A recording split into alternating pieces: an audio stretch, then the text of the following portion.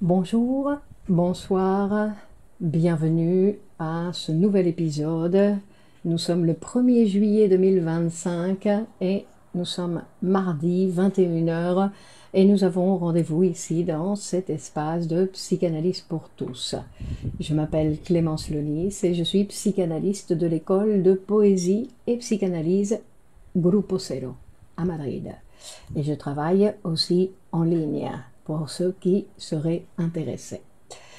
Donc, voilà un rendez-vous de plus. Alors, on va voir si beaucoup d'entre vous sont déjà partis en vacances ou est-ce qu'il reste encore quelques sujets qui vont se connecter d'une manière ou d'une autre. Alors, on peut se connecter aussi à la plage, hein. Il n'y a pas de raison. Je veux dire qu'aujourd'hui, nous n'avons pas besoin d'un bureau pour continuer à étudier, à apprendre et à nous intéresser. Alors aujourd'hui, on s'est proposé de parler de la jouissance. Vous vous rendez compte? La jouissance.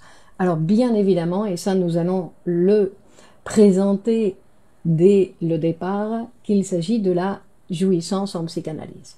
Hein? Désolé, nous n'allons pas déborder sur le terrain. Nathalie, bonsoir. C'est-à-dire que nous allons nous intéresser à la jouissance, de que veut dire la jouissance en psychanalyse, de quoi on parle quand on parle de jouissance en psychanalyse, et quelle est sa fonction, d'où elle vient, quels sont les types de jouissance, etc.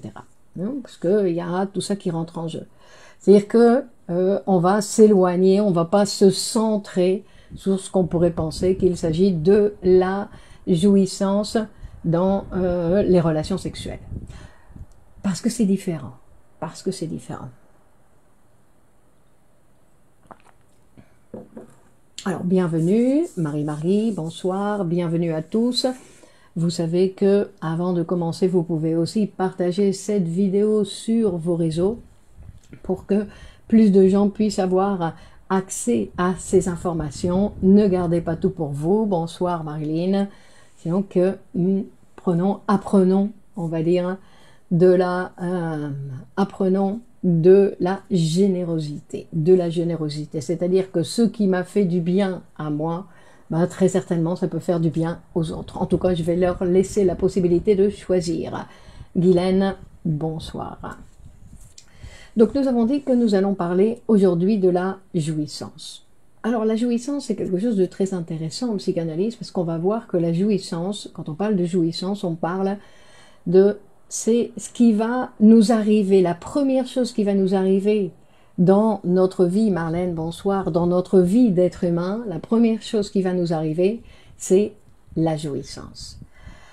Et Fatia, bonsoir. C'est la jouissance, c'est-à-dire que nous allons d'abord accéder à la jouissance, ensuite à l'amour, Alexandra, et ensuite, il faudra produire le désir. C'est-à-dire que c'est comme différentes étapes. Premièrement, Charbel, bonsoir. Et premièrement, on accède à la jouissance, ensuite à l'amour, par besoin, rappelez-vous, par besoin, et ensuite au désir. Donc, ça, c'est une production particulière. Delphine, bonsoir. Et ce qu'on va voir, c'est que, Isabelle, bonsoir, que l'amour va civiliser notre jouissance. Pour ne pas avoir une jouissance, Martine, bonsoir, une jouissance sauvage. Donc, l'amour va venir civiliser notre jouissance, et le désir, Féti, bonsoir, le désir va civiliser l'amour et la jouissance. Donc, vous voyez, il y a plusieurs étapes dans la constitution du sujet pour Michel, bonsoir, pour cette production, c'est-à-dire cette production, la production de l'amour, la production, Reda, bonsoir, la production de l'amour, la production du désir. Par contre, la jouissance, il semblerait que c'est aussi une production, mais ça va, en fait, la jouissance va venir, parce que comme nous l'avons déjà dit, nous tombons dans un être à la naissance, nous tombons dans un monde d'êtres parlants. Sandy, bonsoir. C'est-à-dire, c'est pour ça qu'on va voir, et c'est important de le souligner, c'est que la psychanalyse, c'est la science du langage, mais habitée par un sujet. Habitée par un sujet psychique, parce que la psychanalyse parle de sujet, ne parle pas d'homme ou d'humain, sinon qu'elle parle de sujet. Pourquoi? Parce qu'elle fait référence à ce sujet psychique, pour marquer la différence par rapport à d'autres disciplines. Donc nous sommes tombés dans un monde d'êtres humains, et c'est justement pour ça, on va dire, que Fatia, c'est adoucir nos jouissances. Je ne sais pas, vous devez les adoucir, Fatia? Alors, non. Et donc, c'est parce que nous sommes tombés dans un monde touché par le langage, que en fait, que les gens parlent, et que c'est pour ça que nous désirons. C'est parce que nous sommes des êtres de langage. D'ailleurs, j'en profite pour faire une petite parenthèse en relation à ce post que j'avais présenté en disant qu'en psychanalyse, non, de pouvoir suivre une psychanalyse en ligne, c'était tout à fait recommandé, dans le sens où le corps qui accompagne ce sujet psychique, en fait, il parle aussi, bien évidemment, mais tout va dépendre de comment on l'écoute. Parce qu'il y a d'autres disciplines qui vont faire une lecture du Francis Bonsoir, non? Il y a d'autres disciplines qui vont lire le comportement du corps, non? C'est-à-dire qu'ils vont interpréter. Mais par exemple, je voulais donner des exemples. Si moi je reçois dans ma consultation un patient, je lui serre la main et je me rends compte que sa main est toute moite, qu'est-ce que je vais penser? Qu'est-ce que je vais penser? Si moi je pense quelque chose sans que lui il ait parlé, si je parle de moi, que peut-être que pour lui, la main moite, il s'en est même pas rendu compte. Donc moi, j'ai rien à dire. Si le patient, il présente des tics, non? Schmilka, bonsoir. Il présente des tics. S'il n'en parle pas, je n'ai rien à dire. C'est comme s'il n'existait pas. C'est pour ça que le psychanalyste, il va toujours derrière le patient. Il n'est pas devant le patient, il est derrière. On ne peut pas se précipiter, parce que très souvent, comme on le dit, dans une première séance, on peut se rendre compte de beaucoup de choses qui arrivent au patient. Mais on ne peut pas tout lui dire, tout ce qu'on écoute. Ça va être une construction, ça va se faire petit à petit. Et que le langage du corps, c'est un langage qui va passer par les mots. Et ce que va écouter la psychanalyse, Olivier Bonsoir, ce que va écouter Gina Bonsoir, la psychanalyse dans une séance, c'est si le patient « Ah, j'arrive pas à me connecter ». Je fais une lecture comme quoi c'est une résistance, une difficulté à venir à la séance. Eh bien oui, c'est comme ça. Donc, ça veut dire, j'arrive en retard, j'ai des difficultés de paiement, tout ça, et tout ça, ça se produit autant dans les séances en ligne comme dans les séances en présentiel. D'accord? C'est-à-dire que tous les actes manqués, tous les lapsus, tous les oublis, tout ça, ça va se manifester autant dans une situation que dans l'autre. Et que le langage du corps, on va dire que ça appartient à d'autres disciplines. C'est pour ça que, bien évidemment, et ça peut être très intéressant, mais la psychanalyse, elle ne s'occupe pas de faire des études du langage du corps. La psychanalyse, elle écoute le discours du patient. Et elle écoute principalement toutes ces petites failles qui vont exister dans son discours. C'est pour ça qu'elle s'intéresse au langage, mais au langage, parce que quand on dit que l'être humain, en fait, il est tombé dans un monde de langage, c'est-à-dire que tout va être passé dans notre vie par le langage. Sonia, bonsoir. Donc, tout va être passé par le langage. Donc, nous allons passer ce processus qui va s'articuler, qu'on appelle Marie, bonsoir, qu'on appelle cette machine qui va venir nous humaniser, qui est exclusive à notre formation comme être humain, qui est le complexe d'Oedipe et le complexe de castration. Donc, ce sont les deux machines. En fait, on doit penser comme s'il s'agissait d'un engrenage dans lequel nous rentrons et qui va nous permettre de nous humaniser. Et cet engrenage, en plus, ce qu'il faut penser, le corps est engagé même en téléconsultation. Ce n'est donc pas un problème. Il est engagé. C'est-à-dire que le sujet peut l'utiliser.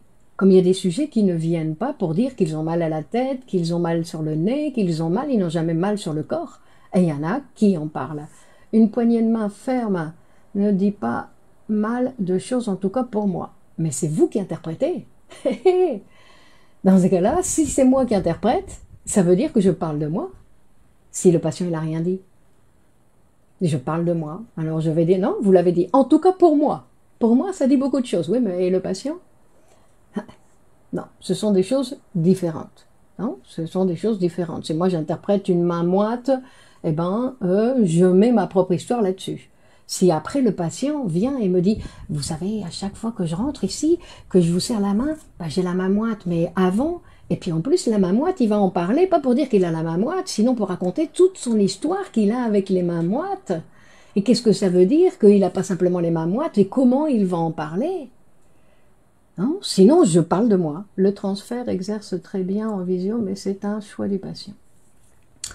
Donc, on disait que pour nous humaniser, Valérie, bonsoir. Pour nous humaniser, nous allons passer par ce complexe d'Oedipe et par ce complexe de castration, qui est donc ce mécanisme qui va nous permettre de rentrer dans le monde symbolique. C'est-à-dire que dans le monde symbolique, où nous allons nous rendre compte que, en fait, bonjour tout le monde, bonjour, et nous allons nous rendre compte que, en fait, nous sommes fabriqués grâce au langage. Nous habitons pas seulement le langage, sinon que nous avons été fabriqués par le langage. Nous sommes et nous connaissons grâce au langage. C'est-à-dire, Virginie, bonsoir, c'est-à-dire que c'est le mot qui va créer la chose. Mais ce n'est pas la chose. C'est le mot. C'est pour ça qu'on dit que quand on enrichit son vocabulaire, ben, on a comme plus de choses dans notre vie. Non, mais ce n'est pas la chose. C'est un monde symbolique. Hein, et que c'est par Lucie, bonsoir, c'est par le langage que nous avons la possibilité d'apprendre, de connaître, de savoir, et même de savoir sans savoir que nous savons. Non, c'est ce qui nous arrive, les êtres humains, Nathalie. Nous, ce qui nous arrive, c'est que nous savons sans savoir que nous savons. C'est pour ça que quand, de temps en temps, il y a le psychanalyste qui nous dit un truc, on va dire « Ah, mais ça c'est évident, je le savais déjà. » Je le savais déjà, mais j'ai eu besoin que quelqu'un le dise pour me rendre compte que je le savais déjà. Donc, c'est pour ça qu'on va dire que, et ça c'est intéressant, regardez, c'est super intéressant, que c'est pas parce qu'on va mourir que nous sommes des êtres mortels, non?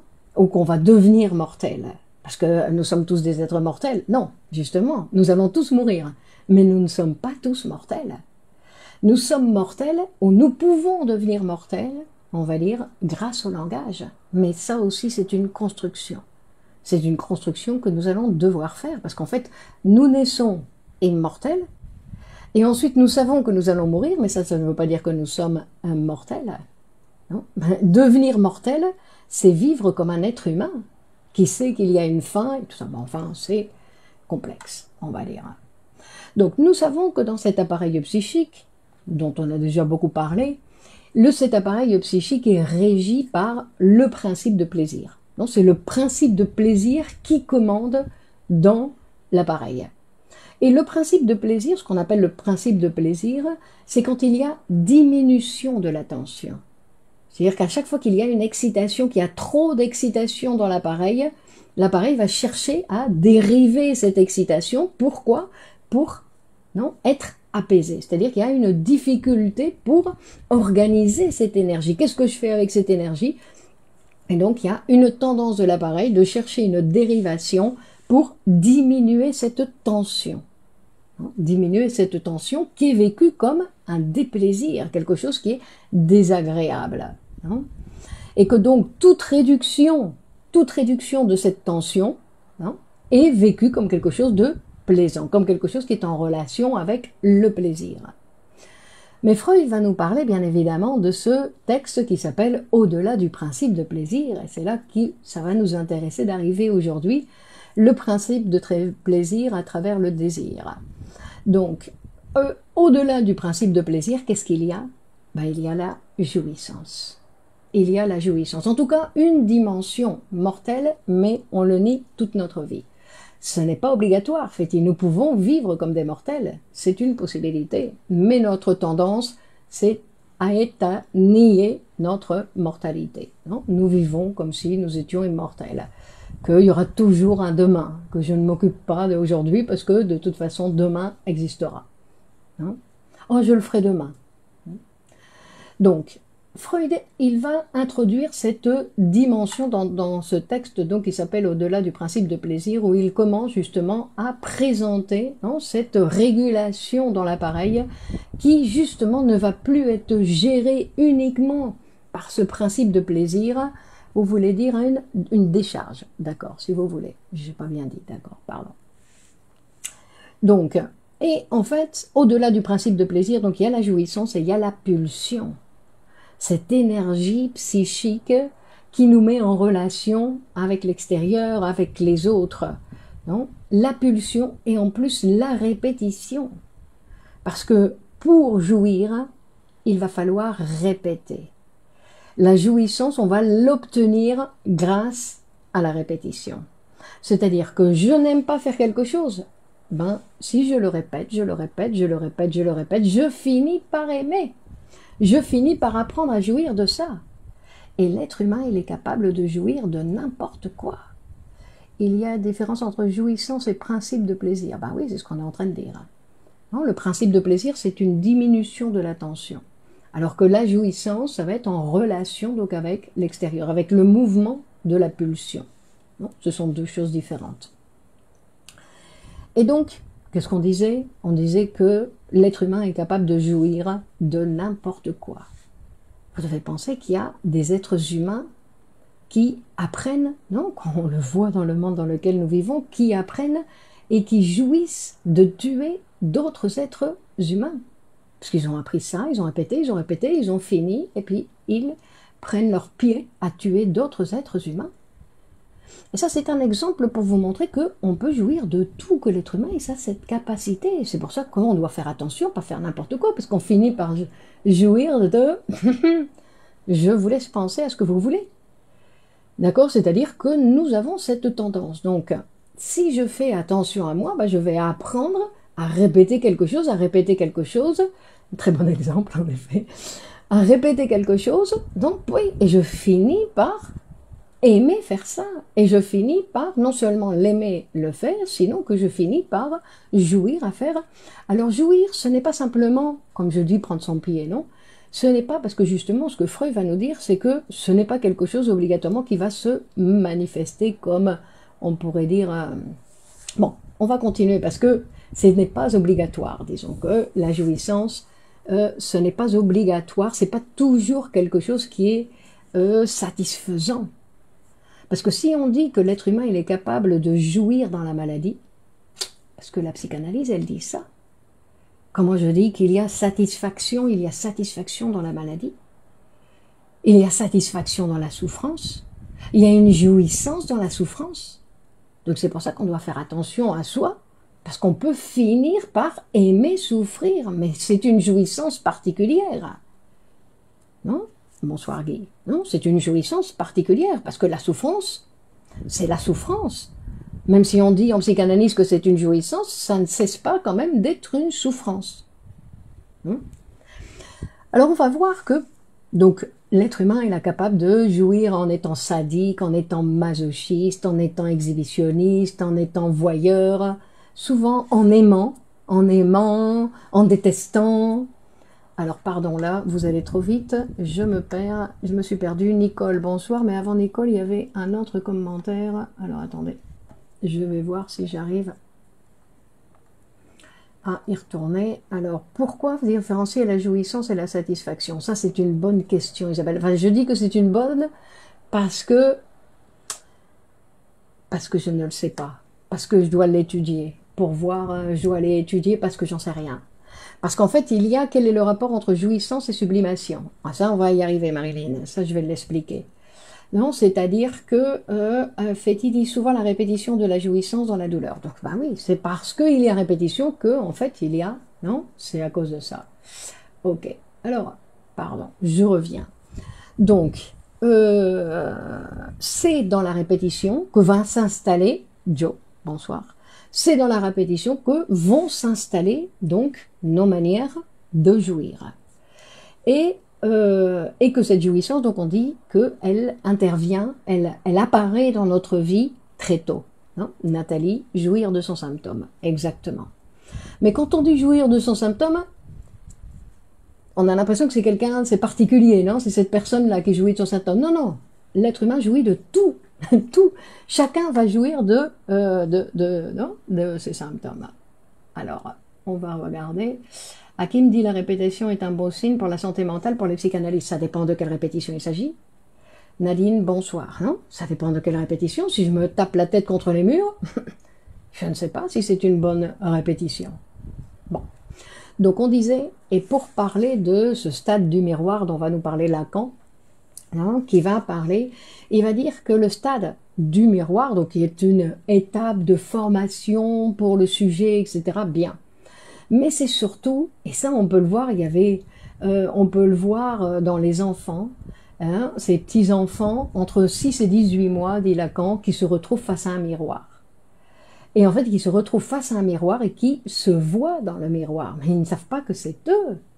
Parce que l'histoire, c'est que cet être humain qui est tellement précoce, non pas précoce, c'est le contraire, hein, prématuré, tellement prématuré cet être humain par rapport aux autres animaux, non? Vous voyez, l'éléphant, non? L'éléphante, elle accouche, et l'éléphant, au bout de 2 minutes, il est déjà sur ses 4 pattes. Bon, l'être humain, il met beaucoup plus de temps, non? Et ça, c'est ce qui va nous marquer, non? Mais c'est parce que c'est inconscient, le sujet n'en a pas conscience, effectivement. Donc, cette scène qu'on a vue de ces enfants qui se regardent dans la glace, eh ben, on va dire que ça, c'est le premier moment de jouissance. C'est comme un premier moment où le sujet, enfin pas le sujet, l'enfant, on va dire, parce qu'il n'y a pas encore de sujet, que l'enfant va faire face donc à cette image reflétée dans le miroir, où va y avoir cette première jubilation, cette première satisfaction, comme un premier contact avec sa propre existence. Hein? Et alors, après, quand vous voyez les enfants, c'est marrant, non, il y a des vidéos sur Facebook qui circulent avec différentes réactions des enfants, comment il y en a qui ont peur, il y en a qui cherchent l'image derrière, non, chacun a une réaction différente. Mais ce que va dire Lacan, c'est que ça va être un moment le premier moment, on va dire, Myriam, bonsoir, de jouissance de l'enfant face au miroir. Donc, et ce que va nous dire Freud, et ça c'est important, c'est que l'être humain, il ne renonce jamais à quelque chose ou à une manière de jouir, on va dire, Nidal, bonsoir. C'est-à-dire qu'il ne va pas renoncer à, quand il a appris à jouir d'une manière, il ne peut pas renoncer. C'est-à-dire, qu'est-ce qu'il va faire? Il va chercher à obtenir une satisfaction, à répéter cette jouissance. Mais bien sûr, c'est une jouissance psychique. La satisfaction ne vient-elle pas quand le bébé se reconnaît? Ben, il ne se reconnaît pas. Il se reconnaît, mais il ne se reconnaît pas. Vous voyez, il regarde derrière le miroir pour savoir quel est le bébé qu'il y a derrière. Non, non, il ne se reconnaît pas. Il pense que c'est un autre. Et en plus, lui, il se sent incomplet, il se sent désuni, il se sent fragmenté. Il dit, celui-là, il est complet. Même en conscientisant sa répétition. Même en conscientisant sa répétition, quelle répétition. Donc, on disait que, et ça c'est important, que nous ne renonçons jamais. Mais ce n'est pas une question de la conscience. Nous ne renonçons pas à notre manière de jouir parce qu'une fois que l'appareil, il a trouvé satisfaction là, ben il y retourne. C'est une question de l'appareil, c'est pas une question de la décision du sujet. Si c'était une question de la décision du sujet, on parlerait de volonté, on parlerait de force de volonté, mais il ne s'agit pas, Serge, mais il peut apprendre à faire autrement. Il peut apprendre à faire d'autres choses, pas autrement. Parce que, et ça c'est ce que va présenter la psychanalyse. Et ça c'est ce qu'offre la psychanalyse. Parce que la psychanalyse va donner la possibilité au sujet psychique, parce que la psychanalyse c'est le seul instrument actuellement, en tout cas qui existe, qui permet un accès à ce sujet psychique. En conscientisation, notre manière de jouir, peut-on changer cette manière? Ben non, parce que sinon on parle de volonté, on parle de... Alors on va te dresser, on va te dresser à coups de fouet pour voir si tu apprends à jouir d'une autre manière. Il peut faire différemment. Ben non, justement, C'est que l'être humain, il est strict. Il est strict.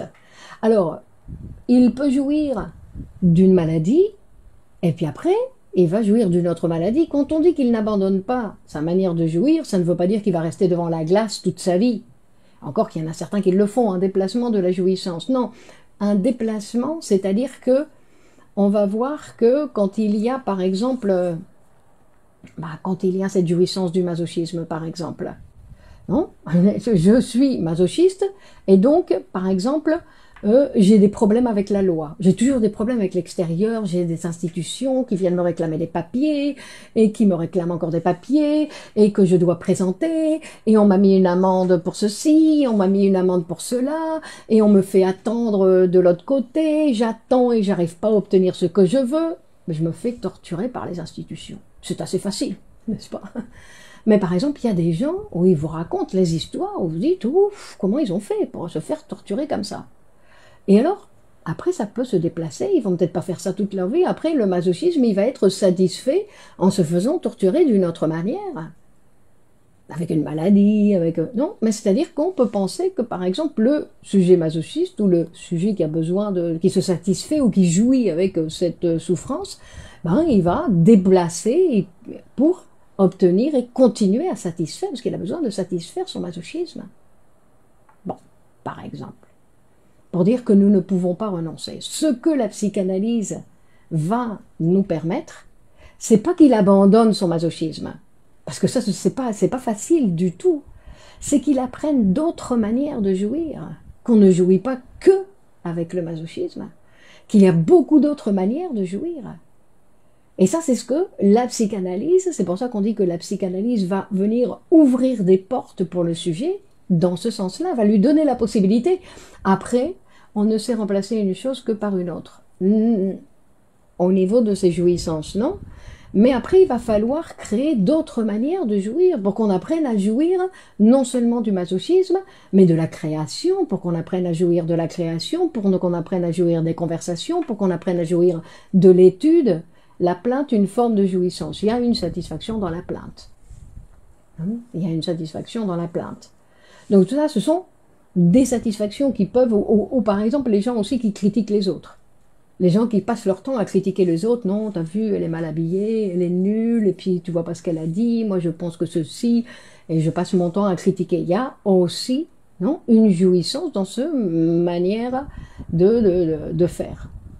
De toute façon, vous devez penser, ce que la psychanalyse découvre, c'est que le sujet jouit tout le temps.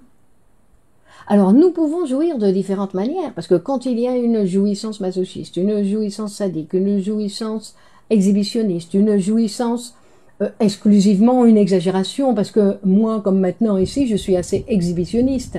J'ai besoin de cette pulsion exhibitionniste, parce que sinon je ne pourrais pas être là. D'accord? Donc on a tous une petite dose de sadisme, tous une petite dose de masochisme, tous une petite dose de voyeurisme. Non, c'est ceux qui regardent des films ou des séries télévisées tout le temps, par exemple. Donc ce n'est pas obligatoirement, on va dire, quelque chose qui est de l'ordre du symptôme. Non, ça fait partie de nos pulsions. Ça fait partie de nos pulsions. Mourad, bonsoir. Mais Freud, ce qu'il va dire, enfin plutôt Lacan, pardon, Lacan va dire la nostalgie pourrait être, et pourquoi pas, si vous en parlez, pourquoi pas. Alors pourquoi pas, effectivement, la nostalgie peut être aussi une manière.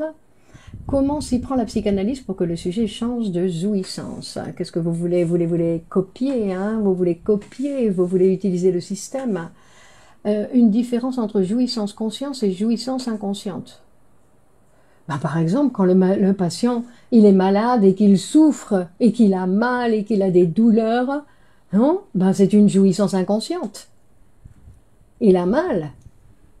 C'est pas une jouissance consciente. Parce que la douleur, elle existe dans la conscience. Mais dans l'inconscient, il y a satisfaction, il y a jouissance. Par exemple. Donc la nostalgie pourrait être pensée du côté de la jouissance. Pas la nostalgie. La nostalgie d'impatient. Non, on va pas dire la nostalgie en général, c'est non. Mais on peut penser qu'il y a des sujets qui vont s'installer dans la nostalgie et qu'il y a une satisfaction dans la nostalgie, pourquoi pas? Pourquoi pas? Donc, ce que j'étais, pour continuer, attendez, je me suis laissé distraire, hein. Je me suis laissé distraire. Ce que va nous dire Lacan, jouir d'être malade? Je ne sais pas, jouir d'être malade, je jouis d'être malade. Peut-être, peut-être. Bon, on va dire, Lacan affirme, Lacan affirme que le véritable appareil de jouissance, c'est le langage. Ça veut dire que, non, quand Joe demande comment fait la psychanalyse pour permettre au sujet d'obtenir de découvrir de nouvelles manières de jouir, c'est par exemple en parlant, d'apprendre à venir parler en séance. Venir parler en séance et venir apprendre à parler dans un espace où on ne vous critique pas, où on ne vous juge pas, où on vous laisse parler, où vous pouvez dire ce qui vous passe par la tête. Ça, c'est une particularité où il peut y avoir, mais après, c'est pareil, il faut apprendre, parce que ça ne vient pas tout de suite. Il faut répéter, puis après, on adore venir en séance pour parler. Quand on a appris que cet espace est un espace pour nous, et que donc on peut venir... D'ailleurs, vous savez qu'il y a des gens qui adorent parler. Je veux dire que c'est une jouissance. Regardez-moi, déconstruire sa jouissance. Non, c'est pas déconstruire sa jouissance, c'est, on va dire, ajouter une autre jouissance. Pour que la jouissance du masochisme, elle devienne de plus en plus petite. Et donc, je n'ai plus besoin de satisfaire ma pulsion sur le chemin du masochisme parce que j'ai d'autres manières de me satisfaire, d'autres manières de jouir. J'ai plus besoin d'utiliser celle-là. Non? Donc, il ne s'agit pas de déconstruire, il s'agit d'en construire d'autres manières. Et l'être humain, il a une capacité pour jouir de tellement de choses, et de beaucoup plus que ce que la télévision nous montre. Ça veut dire que ce qu'on a l'habitude de voir, oui, il y a des gens qui jouissent parce qu'ils font du sport, ceux qui font le tour du monde, ceux qui partent en vacances très loin, ceux qui font du tricot. Non, il y a toutes ces choses qu'on connaît, mais en plus, il y a d'autres choses. Donc, on peut changer de manière. Non. C'est pas qu'on change de manière, c'est qu'on va ajouter de nouvelles manières. Qui va faire que, il y en a qu'on va plus avoir besoin. On ne va plus en avoir besoin.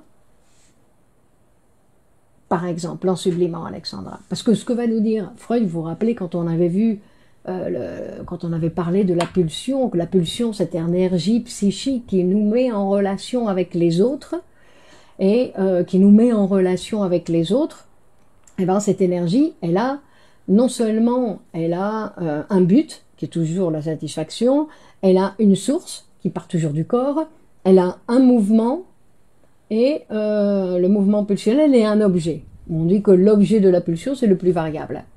Et elle a un destin, c'est-à-dire qu'elle peut se satisfaire ou en refoulant.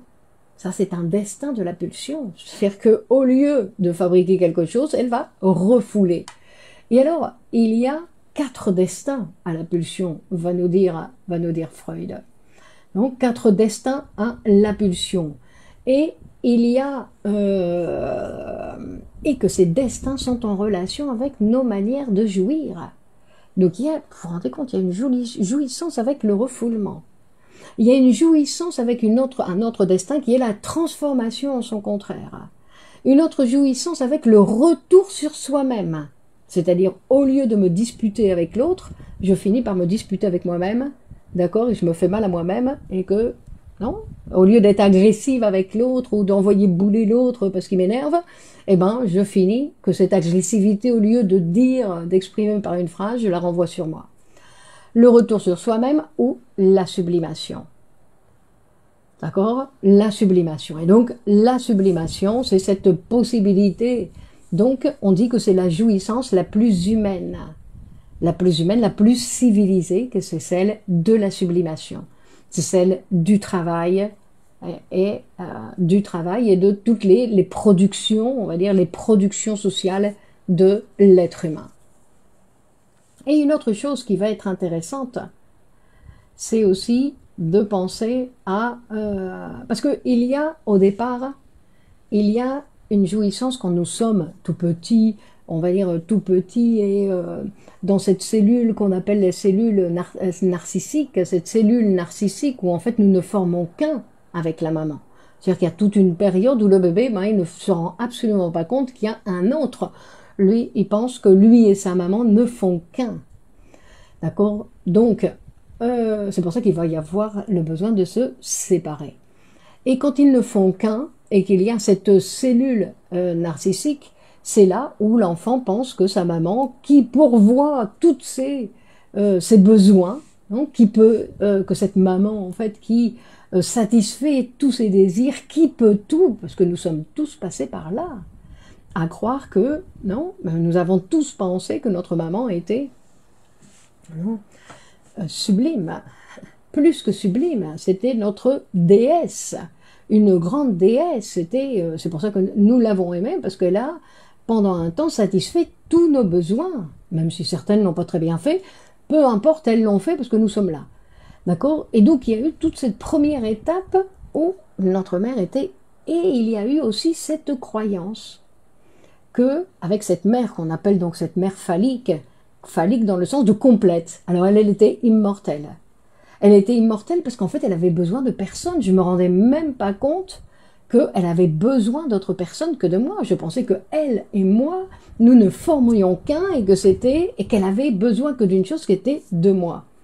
Si le refoulement de la jouissance de bien, pourquoi cette contre-énergie pour le refoulement de moi? Oh là là, je ne comprends pas, mais il n'y a pas le refoulement de la jouissance. Pourquoi vous parlez de refoulement de la jouissance? Non, il n'y a pas de refoulement de la jouissance. Il y a une satisfaction, il y a jouissance dans le refoulement. Il y a jouissance dans les quatre destins de la pulsion. Est-ce que va donc, dans ce moment, il y a une jouissance qui s'appelle une jouissance infinie. C'est-à-dire qu'il y a toute une première étape de notre vie où nous avons vécu immortel, en croyant que notre maman n'existait que pour nous, avec une pensée que la jouissance était infinie, que la soi-disant mère phallique, donc une mère complète, qui n'avait besoin de personne et qui pouvait tout, hein, eh ben c'était en fait une jouissance inexistante, évidemment. C'était une jouissance imaginée, c'était quelque chose, je vivais dans un monde qui n'a jamais existé. Mais pourtant, moi j'ai existé dans ce monde. Mais il n'existait pas.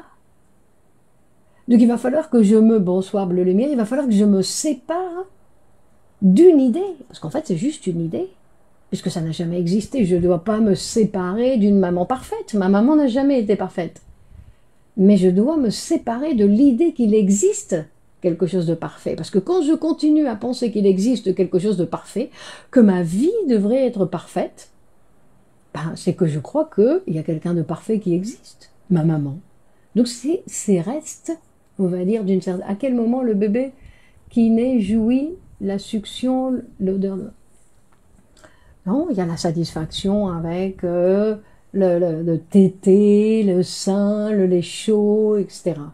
Non, donc il y a ces restes de la maman, exactement. C'est pour ça que cette maman qui s'est installée en nous, qui n'a plus rien à voir avec cette dame, ni avec son nom, ni avec... plus rien du tout avec ça. Elle s'est installée en nous. Non, cette idée de perfection, cette idée d'immortalité, cette idée de jouissance infinie. Il y a des gens qui ne supportent pas que la jouissance se termine, qui préfèrent ne pas jouir que parce que de jouir avec une jouissance qui va se terminer. Il y a des gens qui préfèrent mettre stop, refoulement, transformation en son contraire, sublimation et retour sur soi-même. D'accord? Donc, vous voyez que il y a... Et ce que va nous dire Lacan, et ça c'est extraordinaire, fusion mère-enfant, ce que va nous dire Lacan, c'est que cette jouissance, en fait, elle ne sert à rien. Et quand il dit qu'elle ne sert à rien, parce que lui, il vient, vous savez, il vient avec ces super phrases, là où on dit, qu'est-ce qu'on fait avec cette phrase? Parce qu'il ne sert à rien, et justement, il va montrer que c'est quelque chose de tout à fait particulier, parce qu'il va dire, la jouissance ne sert à rien, ça veut dire qu'il va la séparer de l'utilité. Dans le sens où on ne peut pas faire les choses en cherchant la jouissance. Parce que si on fait les choses en cherchant la jouissance, ben on a toujours des déceptions, en général. Non, parce que si je fais les choses pour obtenir ça, parce que ça n'a pas d'utilité. Elle ne sert à rien, la jouissance, à savoir où ça souffre et ça jouit. Oui. Et cependant, donc elle ne sert à rien, je pensais qu'on pouvait se séparer uniquement des personnes. Ben non, c'est des idées qu'il faut se séparer, c'est pas des personnes. Vous voyez qu'il y a des enfants qui vont vivre à des milliers de kilomètres de chez les parents en disant ça y est, je suis tranquille, j'ai fait des kilomètres, je suis parti, et puis en fait, Iman, bonsoir. Et en fait, la maman et le papa, ils sont en eux. Non, non, on a beau faire des kilomètres, c'est pas se séparer des personnes, c'est se séparer de l'idée de papa, de l'idée de maman. Ça, c'est une autre chose. Non. Donc, pour revenir à la jouissance, cette jouissance dont Lacan il dit qu'il ne sert à rien, c'est parce que, et pourtant, il dit, pourtant, si la jouissance manque, ben, l'existence n'a aucun intérêt. C'est cette jouissance qui, d'une certaine façon, non, va nous donner du sens, va donner un sens à notre vie. Mais pas parce qu'on la cherche, parce que quand on dit qu'il y a jouissance, vous voyez, en psychanalyse, le rapport à ma mère n'a jamais existé pour moi. Ben, vous ne seriez pas là. D'accord? Nous avons tous eu une maman, et même s'il y a des mamans qui n'ont pas fait très bien leur travail, parce qu'elles avaient autre chose à faire ou pour X raisons, ben, nous avons quand même tous eu une maman. Hein. Donc, alors, on va regarder, nous avons tous eu une maman et qui a fait assez bien les choses puisqu'on est là. La pulsion, c'est la vie, tout comme la création et la jouissance absolue. Ce n'est que mon regard sur la vie. Le rapport à ma mère n'a jamais existé pour moi. Et bien pourtant, elle était là, hein. Et puis vous en parlez encore. Vous voyez comme elle était présente, on en parle encore. Donc, tout ça, c'est relatif. En plus, ici, on va dire, Francis, qu'on parle dans le cadre de la psychanalyse. D'accord? Après, si on change de discipline, on va dire autre chose. D'accord? Ici, nous sommes sur un terrain. Les terrains scientifiques, on va dire, ont la particularité d'être déterminés, qu'on ne peut pas le prendre et le mettre et le coller sur un autre truc. Non, il est délimité. Christine, bonsoir. Non? Ou un substitut maternel. Après, il y a les substituts maternels, effectivement. Mais bon, c'est pas ce qui nous intéresse exactement. Donc on dit que la jouissance, non, c'est quelque chose qui peut être senti ou qui peut ne pas être senti. Et qui est en relation donc avec, bien évidemment, parce que bon. Et en plus, quand on parle de la jouissance, vous voyez, c'est quelque chose qui est très intéressant parce que la jouissance, c'est ce que la médecine ne peut pas penser. La médecine ne peut pas penser que ce corps malade, ben, il y a une jouissance qui intervient. C'est pour ça que les soins médicaux ont cette limitation, on va dire, cette limitation de ne pas pouvoir penser qu'il y a une satisfaction chez le malade. C'est pour ça que le travail analytique favorise la réconciliation de la reconnaissance du père ou de la mère. Différence entre jouissance et pulsion libidinale. La pulsion libidinale, c'est une énergie psychique, et la jouissance, c'est le résultat du mouvement de cette pulsion, par exemple. Non? Et de la même façon que la pulsion est constante en nous, non, la pulsion, elle fonctionne tout le temps, quand on dort, quand on dort pas, quand on se repose, elle fonctionne tout le temps, 24 heures sur 24. Et la jouissance aussi. La jouissance fonctionne tout le temps, mais après, il y a différentes manières de jouir. Non, dans l'appareil psychique, je ne parle pas de l'extérieur, non, je ne fais pas référence à que le bon Dieu bénisse toutes les mamans du monde. Exactement. Moi, je pense aussi que le bon Dieu bénisse toutes les mamans du monde, toutes celles qui ont fait tout ce travail. Vous voyez pas tout le boulot que c'est de s'occuper des enfants et que la majorité, non, ont donné une énorme quantité de temps, de travail, qu'elles avaient envie ou pas envie, qu'elles voulaient faire autre chose ou pas autre chose. Elles ont hypothéqué une partie de leur vie pour s'occuper du futur de l'humanité. Mais on peut être insatisfait de la manière dont la mère a été présente, même si l'on a survécu grâce à elle. Oui, mais ça, il faudrait parler alors de votre insatisfaction. De quelle insatisfaction on parle? Parce que vous pensez qu'il devrait y avoir une autre satisfaction? Pas d'accord du tout. Ok, d'accord, très bien Lucie.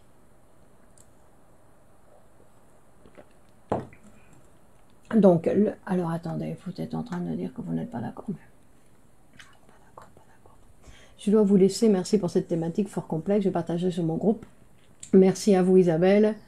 Donc, on va voir si on peut, donc on dit que la jouissance est constante, donc là, elle intervient tout le temps. Et que cette jouissance, comme on dit, l'appareil de jouissance de l'être humain, c'est le langage. Et c'est le langage, pourquoi? Parce que tout passe par le langage chez l'être humain. Et le langage, ce n'est pas simplement parler. Le langage, c'est, non, comme on dit, le corps parle. Oui, effectivement, le corps parle. Après, il faut voir quel mot il va mettre. Non? Par exemple. Donc, et... alors, attendez.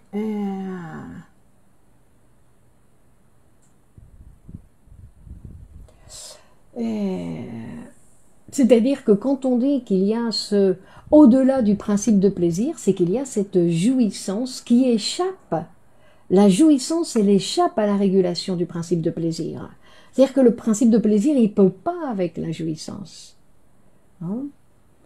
Et en fait, on va voir que le chemin de la pulsion, le chemin de cette possibilité de satisfaction, en fait, c'est la seule manière de transgresser le principe de plaisir. Parce que sinon, on tombe dans le principe de plaisir. Et le principe de plaisir, on va dire, d'une certaine façon, c'est la maman. C'est-à-dire que c'est la diminution de l'attention. C'est ce que Freud aussi parlait. Il avait, pour expliquer un petit peu ça, il parlait du nirvana. C'est-à-dire qu'il y a une diminution de l'attention, et c'est ce qu'en psychanalyse on appelle le plaisir. Sur le fait que toutes les mères devraient être glorifiées, il y en a qui font de gros dégâts.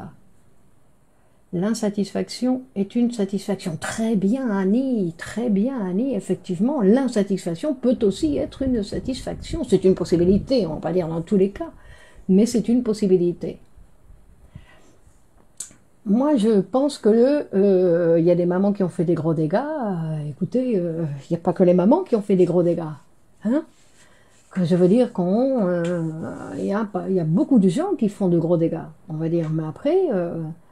de toute façon, on dit, non seulement il n'y a pas de maman parfaite, parce que de loin de là, les mamans sont parfaites, et puis en plus, vous voyez bien, toutes les adolescentes, tout ce qu'elles reprochent à leur maman, et elles n'ont pas tort. Mais ça, c'est un être humain qu'elles ont devant elles. C'est un être humain. Donc après, je dois m'occuper, moi, de faire face à tout ce que ma mère, bah oui, elle n'a pas pu faire. Elle n'a pas pu faire, il y a plein de choses qu'elle n'a pas pu faire. Et toutes les mamans, il y a plein de choses qu'elles n'ont pas pu faire. Après, c'est l'enfant qui doit, l'enfant, le jeune, l'adulte, après qui va devoir faire sa vie sans cette maman satisfaisante. On a encore cette idée de la maman qui vient bercer, qui donne le biberon, qui est gentille, aimable, aimante, et qui fait tout bien pour son enfant. Ben non, c'est une femme qui a plein de désirs et qui a plein de désirs insatisfaits. Et que tous ces désirs insatisfaits de cette femme, ben, elle les transmet bien évidemment à son enfant, bien évidemment. C'est pour ça que les mamans devraient se psychanalyser pour pouvoir cesser de transmettre des choses qui ne correspondent pas aux enfants, bien évidemment. Mais après, les adultes... non, Théa, bonsoir. Marilyn, les mères font ce qu'elles peuvent faire. Il faut pardonner. Mais je ne sais pas si c'est de l'ordre du pardon. Si vous voulez, l'homme au loup m'a aidé à comprendre. Très bien, Annie. Mais je ne sais pas, c'est pardonner peut-être, mais c'est aussi parce que ce n'est pas des erreurs, c'est la vie de ces femmes. Elles ont fait ce qu'elles ont pu. Non, je veux dire, elles n'ont pas été payées pour faire ça. On leur a pas donné un centime pour s'occuper de leur enfant. Elles doivent le faire par amour. Ah, elles doivent être super aimantes. Pourquoi? Non, moi je pense que mais personne n'est à l'abri. Dans tous les cas, on peut être dans l'insatisfaction liée à une mère, trop ceci ou trop cela. C'est à nous de travailler sur notre insatisfaction. De toute façon, oui, que les mamans, elles ont fait ce qu'elles ont pu. Et c'est vrai, le problème, c'est que il y a beaucoup de mamans qui ne sont pas satisfaites. Parce que elles sont tombées amoureuses d'un homme très jeune, elles ont cru que c'était leur prince charmant, et donc elles se sont donné toutes, elles ont fait tout ce que, elles ont fait 3 enfants, et elles ont pensé que lui, il allait être content comme ça, qu'elles ont dit oui à plein de choses, et puis tout d'un coup, elles se sont rendues compte qu'elles n'étaient pas du tout contentes avec la vie qu'elles avaient. Et les enfants, bah, ils ont eu des répercussions sur ça, bah, bien évidemment qu'ils ont eu des répercussions sur ça. Mais pensez que, je vous dis, et alors, il y en a d'autres qui ont eu une maman qui travaillait beaucoup, qui était passionnée par son travail, et donc qui regardait pas les enfants tout le temps, tout ce qu'ils réclament. De toute façon, il faut savoir que c'est une chose très importante, c'est que les enfants sont toujours insatisfaits. Ils veulent toujours plus d'amour. Toujours plus d'amour, toujours plus d'amour. Maman ne m'a jamais donné. Tous les enfants, et encore beaucoup d'adultes, continuent à dire ma mère ne m'a pas assez aimé, elle ne m'a pas assez alimenté, elle ne m'a pas assez regardé, elle n'a pas fait assez ceci. Et on continue, on réclame de l'amour. Les enfants, ils réclament de l'amour sans cesse. Et encore un baiser maman, et tu viens me lire un conte. Ils réclament sans cesse. Même quand les mères, elles font super bien leur travail. Ce n'est pas en relation avec la mère, c'est en relation avec l'enfant. Et l'enfant deviendra le symptôme de l'insatisfaction de la femme devenue mère. Bon, attention, on ne fait pas de prédictions comme ça, Olivier. Vous avez la boule de cristal ou quoi? Non, non, non, non, non, non. Non, non, non, non, pas du tout. Non, ça dépend. Il y en a plein qui ont eu des mères qui étaient insatisfaites et qui sont venus des grands hommes, qui ont fait de très grandes choses. Ça n'est pas en relation, c'est en relation toujours avec la décision du sujet. C'est la décision du sujet. Il y a beaucoup de gens, regardez dans le monde, il y a des gens qui vivent, qui sont satisfaits avec leur vie, et si vous allez regarder leur mère, c'est pas un cadeau, hein. Donc ça n'a rien à voir. C'est la décision de l'enfant, de l'adolescent, du jeune, qui est plus attiré par la vie que par regarder ce que la maman l'a fait ou l'a pas fait. L'amant deviendra... Ouais, donc, non. On ne peut pas prédire l'avenir, Olivier. Rappelez-vous, on ne peut pas prédire l'avenir. La psychanalyse, ce ne sont pas des équations mathématiques. Toujours, ça va dépendre. Non. Alors, on sait que le sujet va passer par certaines, la cellule narcissique, nous sommes tous passés par là, nous avons tous trouvé la relation au manque. Bah oui, mais la relation au manque, c'est notre moteur. Si le manque n'existait pas, nous n'existerions pas non plus. Non, c'est parce qu'il y a un manque que nous fonctionnons. La recherche sans cesse du contenant fantasmé perdu. C'est ce qui me met en route qu'il me manque quelque chose. Bien évidemment, vous n'avez pas la liste de tout ce qui nous manque. Il nous manque tellement de choses. Bah oui. Mais Freud, il dit, la véritable chose qui nous manque, c'est l'immortalité. Ça, c'est ça qu'on ne supporte pas, qui nous manque réellement, c'est l'immortalité. Quelle histoire, hein. Cette histoire de l'être humain, c'est une histoire bien particulière, cet être humain. Hein. Ce n'est pas une prédiction, un lien avec d'autres dans cette complexité. Si, mais alors, ça dépend toujours du sujet. Nous ne pouvons pas penser que telle chose va provoquer telle chose. Nous ne savons pas. Donc le patient, non, c'est pour ça que on va dire quelque chose dans une séance au patient et on ne sait pas comment il va réagir. Premièrement, on ne sait pas si vraiment il l'a écouté ou pas, même s'il a répondu. S'il va l'oublier tout de suite ou s'il va prendre la phrase et puis on ne sait pas. On ne sait pas. Et lui-même ne sait pas. Tant que ça n'arrive pas, on ne peut pas savoir. Non, c'est l'être humain. C'est un phénomène, on va dire, un phénomène tout à fait particulier. Tout à fait intéressant, passionnant, complexe, et puis inappréhensible, on ne peut pas l'attraper. On ne peut pas l'attraper, l'être humain. On ne peut pas l'encastrer et dire, voilà, je sais, c'est comme ça qu'il fonctionne. Peut-on dire qu'une fille homosexuelle est à la recherche de la première jouissance avec sa mère? On peut le dire, puisque vous l'avez dit, Théa, donc on peut le dire. C'est une possibilité, c'est une possibilité. C'est une possibilité, mais de toute façon, la recherche avec la maman, la recherche de la satisfaction avec la maman, non, c'est quelque chose qui nous touche tous. On va dire que notre première terre et notre dernière cendre. Notre maman, elle va nous accompagner toute notre vie, elle est en nous, elle fait partie de nous. C'est pour ça qu'on dit que même quand la mère est morte, elle n'est pas morte, elle est en nous. Elle nous appartient, elle vient avec nous, elle mourra avec nous. Elle mourra vraiment quand nous mourrons. Mais pour l'instant, elle nous accompagne, hein, même si elle est déjà morte. Elle nous accompagne, elle est en nous. Et oui, c'est des choses tout à fait particulières, cet être humain. Mais c'est passionnant. C'est passionnant de pouvoir voir que justement, on ne peut pas l'attraper. On ne peut pas l'attraper, cet être humain. La compréhension, non. Le problème est qu'on intériorise cette première relation. Donc oui, la mère parfaite n'existe pas. Néanmoins, on peut concevoir un spectre de la relation, donc découle le mode d'attachement du sujet. Oui, mais après, il y a la possibilité de changer ce mode d'attachement, Lucie. On n'est pas obligé de toujours s'attacher aux gens, toujours de la même façon comme on s'est attaché avec la maman.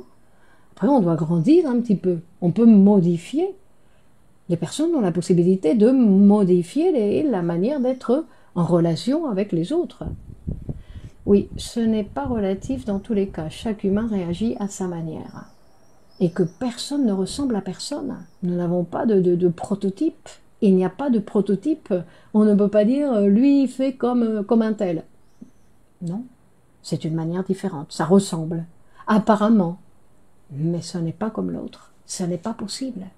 Nous ne pouvons pas copier. Nous avons tous quelque chose de tellement différent que c'est pour cette raison que le seul de la mère est plus compliqué que le père en général.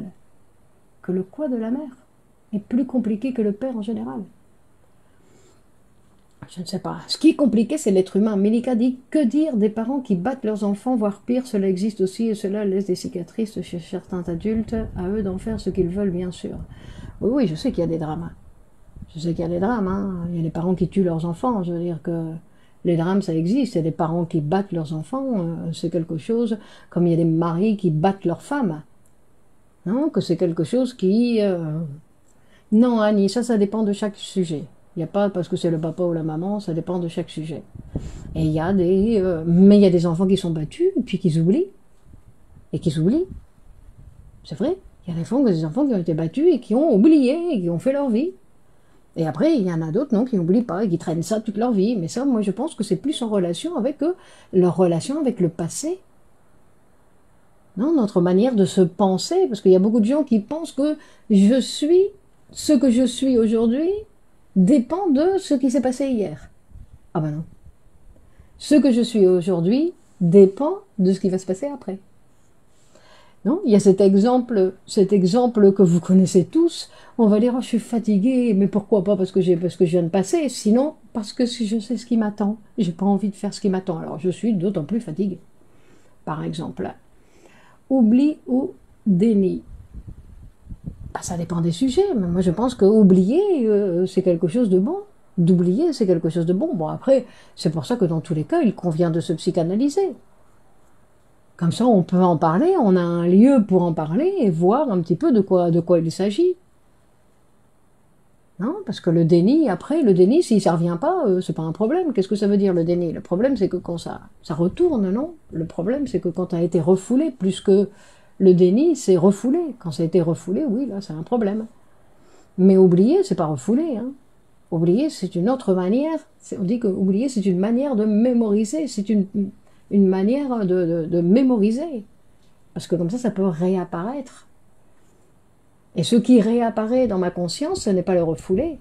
Ce que, ah, je me souvenais plus. Ça, c'est quelque chose qui appartient, non, à ma mémoire, mais pas au refoulé. Ce qui a été refoulé est refoulé. Il ne peut pas arriver dans la conscience. Si ce n'est par le travail de la psychanalyse, sinon ça ne peut pas arriver. Sans interprétation, ça ne peut pas réapparaître.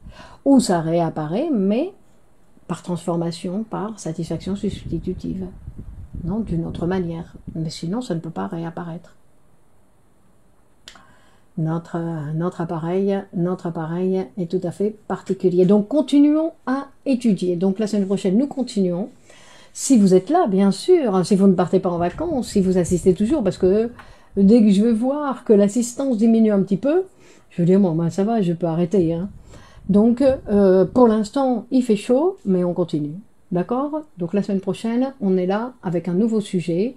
Rendez-vous mardi prochain à 21 h. Donc vous savez que vous pouvez partager sur vos réseaux cette vidéo pour voir s'il y a d'autres personnes qui peuvent s'intéresser un petit peu à tout ce qui est dit ici et qui parle de tout le monde, parce que c'est ça qui est intéressant, c'est que ça parle de tout le monde.